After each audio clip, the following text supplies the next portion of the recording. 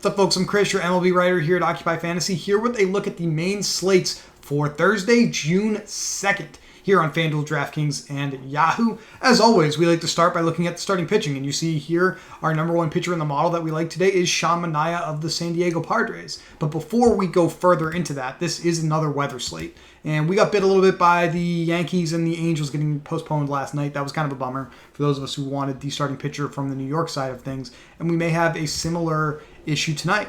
We have a 100% chance of rain for the Angels and the Yankees. They're playing a doubleheader today. The first game of their doubleheader has Nestor Cortes and Shohei Ohtani pitching, so they're unavailable on the main slate.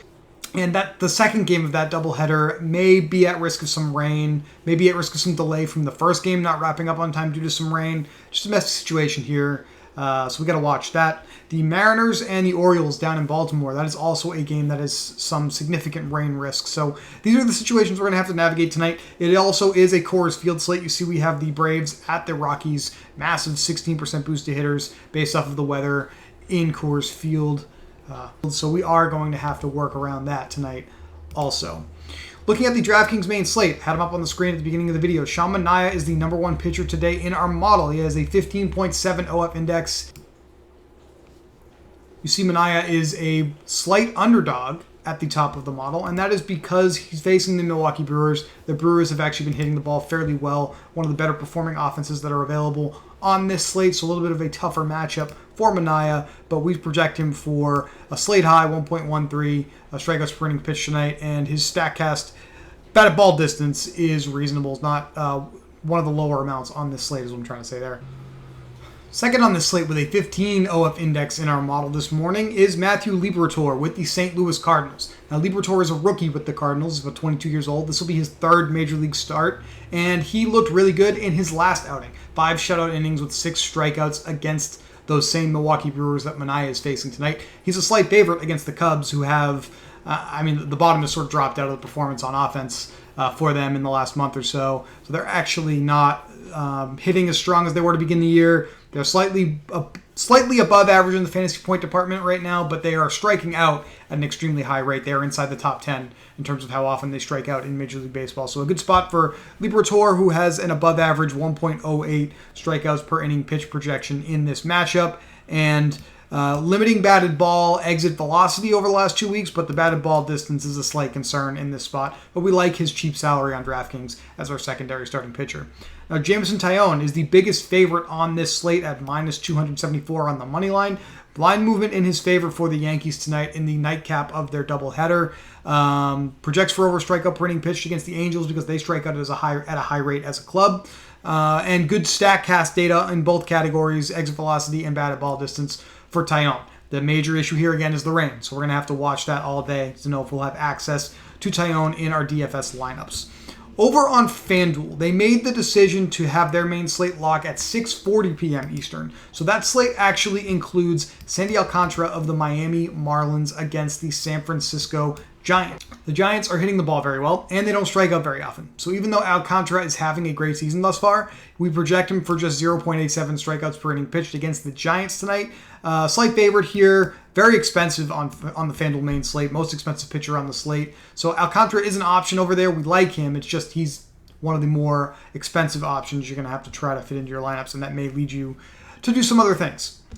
Stacks that we like tonight. No surprise on a limited slate that may be even shorter based off of potential postponements. We're obviously going to have some interest in the Coors Field game, and that is why both Austin Gomber and Ian Anderson of the Rockies and the Braves, respectively, are at the bottom of the model in the pitcher model today. Gomber and Anderson don't have concerning StatCast data. It's just basically the weather. It's the matchup at Coors Field that could see this go a little nutty, and for those of you who were following the Marlins and the Rockies yesterday in their doubleheader, certainly got a little bit of a preview of what can happen at Coors Field this time of year. Both those games were pretty outrageous for run scoring. So I do think the Braves and the Rockies make sense.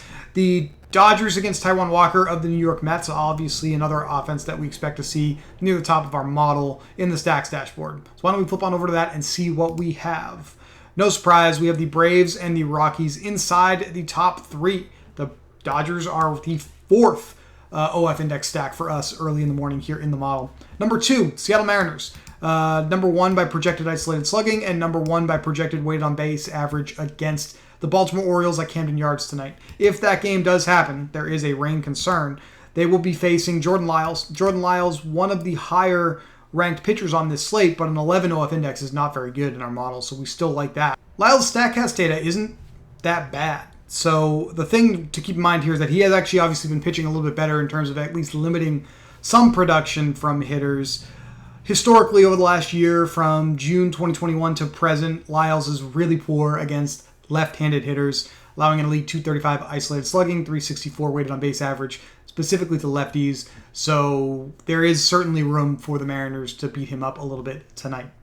Now, looking at these top stacks, I used our lineup builder this morning, and our lineup builder loves the Braves. Now, highest team total on the slate, highest ranked stack by a wide margin, by almost 15 points in the Occupy Fantasy model today. So our model is trying to jam Braves hitters in as many lineups as possible, and I got them in 66% of lineups as a primary stack in a 300 lineup run using our builder. So pretty good indicator that we want to try to fit the Braves into our lineups tonight. If the Mariners game goes off, I like the potential here. I like the cheap hitters that are available. So I do think the Mariners make a ton of sense against Jordan Lyles.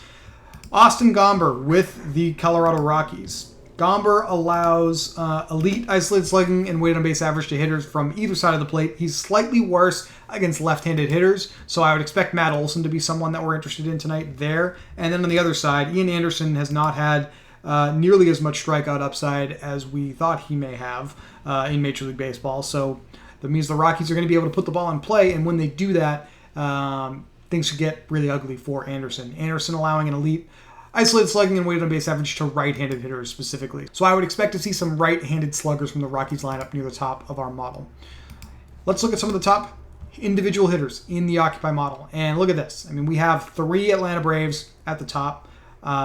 We have 4 if you look at the top 6. So pretty clear indicator that we want to try to get Braves stacks into our lineups. If you're building one lineup tonight, Braves is probably the direction that I would go. It is going to be pretty popular, but there's got to be ways to get unique. Basically, the best way to do that, if you're going to play some, quote-unquote chalky stacks, is look to some of the less popular options in the lineup to play. I do think Adam Duvall, who is cheap at outfield, typically hits the bottom of the order, hits 9th, and has poor batted ball exit velocity but decent batted ball distance, is an option to use that is a little lower owned. That will be different for you. Either of these catchers that get in the lineup may be options for that as well. Basically, this is strictly like large field tournaments, thousands of lineups. Using 1 to 2 of these lower owned hitters in the most popular stack should be enough of a point of differentiation for you. Over on DraftKings, I have started my lineup build with Sean Manaea at pitcher and 5 high upside Brave hitters. Obviously, those top 4 and Adam Duvall, a cheap play that I like. $44.50 per player remaining. I can get Liberator as my starting pitcher too. Have $3,500 per player remaining to fill these final 3 spots. I definitely think that is enough to work with. Over on FanDuel, Manaea very expensive, just $2,200 per player remaining. Left in your lineups here, so I do think it may make sense to consider dropping from Manaea to someone like Liberator against the Cubs tonight. $27.50 per player, 4 spots to go. I do think that gives you a better position to work from here on FanDuel. Interesting slate tonight. Keep an eye on the weather. We will have the Occupy Fantasy Daily Plug updated on the website by about 5:30 p.m. Eastern, and we will account for any more news that we get about potential postponements. That's where we'll have our final picks for pitchers, stacks, anything else that we can learn throughout the day that will be helpful for you in MLB DFS. As always, we appreciate you watching, and we will be back tomorrow to talk about more MLB DFS.